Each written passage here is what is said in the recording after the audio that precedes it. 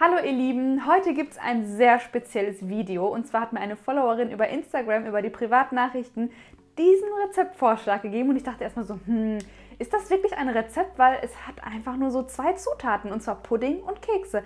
Aber rausgekommen ist was so Cooles und dann habe ich mir gedacht, ich mache das nach. Ich weiß leider deinen Namen nicht mehr, also wenn du das siehst, danke für die Inspiration und ich habe jetzt keinen Schokopudding da, deswegen machen wir den heute selber. Aber es sind im Endeffekt einfach wirklich nur 2 Zutaten, Pudding und Kekse und rauskommt ein gestreifter Puddingkekskuchen. Also bleibt auf jeden Fall bis zum Ende dran. Für den Schokopudding benötigen wir Milch, Backkakao, Speisestärke und Zucker und außerdem Kekse. Hier benötigen wir einmal Kakaokekse und normale Butterkekse. Also bevor es jetzt zu Missverständnissen kommt, mit Fertigpudding meine ich diesen Fertig-Schokopudding aus der Tüte. Den habe ich gar nicht da, aber es ist eine gute Gelegenheit, um euch zu zeigen, wie der ganz schnell selber geht. Und zwar nehme ich jetzt hier die Milch, gebe die Hälfte davon in meinen Topf, schalte den Topf aber noch nicht ein. Ich nehme jetzt die 3 anderen Zutaten, also Zucker, Backkakao und Speisestärke und verrühre das mit der restlichen Milch klümpchenfrei und dann machen wir erst den Herd an.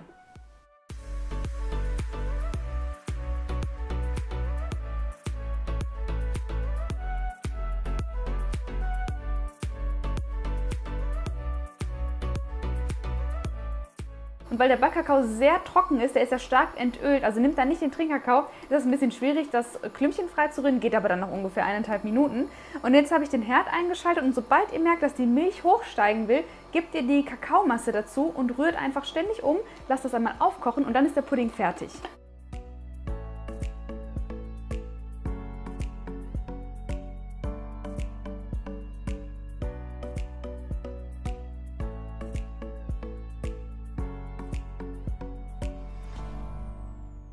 Und sobald die Bläschen aufsteigen, ist der Pudding fertig. Der ist nämlich jetzt schön eingedickt durch die Speisestärke.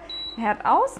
Und ihr müsst aber nicht, ihr könnt das jetzt noch durch ein Sieb geben, damit der komplett klümpchenfrei ist. Ich mache das jetzt und dann geht's weiter.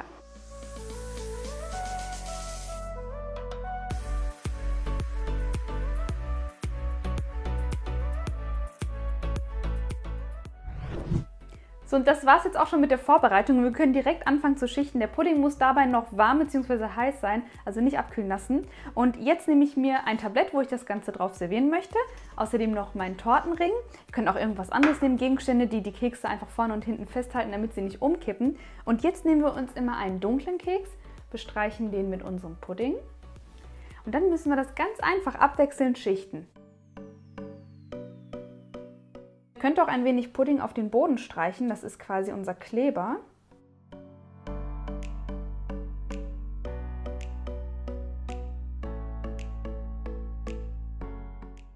Hallo, ich bin die Kiki aus der Zukunft und zwar bin ich schon gerade ein paar Schritte weiter. Mir ist ein kleiner Fehler unterlaufen, was aber absolut nicht tragisch ist. Und zwar habe ich die Kekse hochkant reingelegt statt quer. Macht den Fehler nicht. Es ist wie gesagt nicht so tragisch, ihr könnt es im Nachhinein immer noch ändern. Aber ich habe gedacht, es ist ein bisschen korrekter, wenn ich euch das jetzt schon sage. Und jetzt viel Spaß beim Video.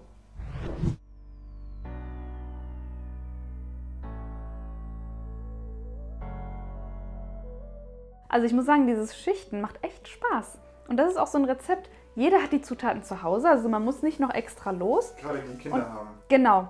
Vor allem, ich habe ja auch, also meine Schwägerinnen, die haben alle Kinder und dann ist das auch immer so, ja, jetzt Zeit für eine aufwendige Torte ist ja dann nicht mit 3 Kindern zum Beispiel, aber das geht ja wirklich schnell und da können die Kinder sogar mithelfen.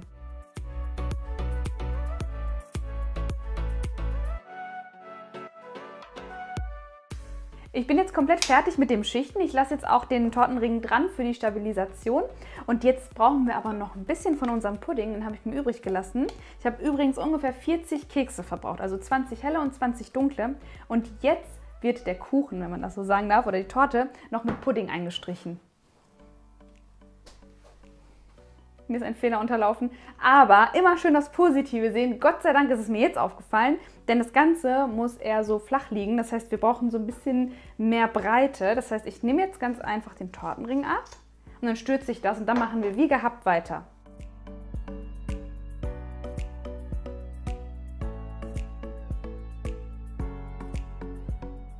So, jetzt habe ich rundherum alles eingestrichen und jetzt nehme ich den Tortenring ab und dann streiche ich noch die Seiten ein.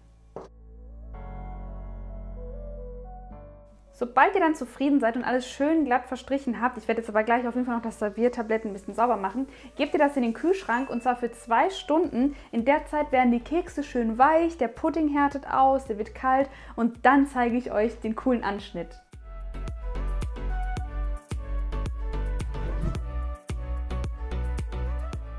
Also ich habe jetzt meinen Kuchen über Nacht abkühlen lassen. Das könnt ihr natürlich auch. Da wird auch nichts matschig, das verspreche ich euch.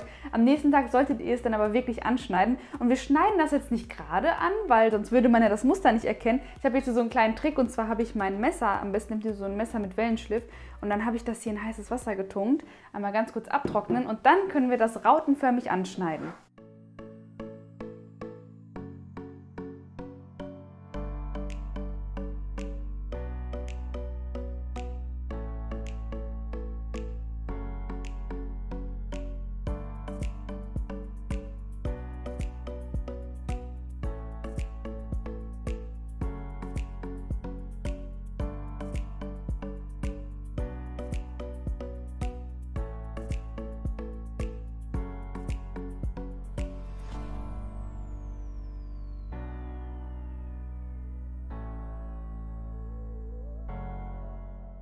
Also abschließend muss ich echt sagen, ich bin begeistert von dem Rezept.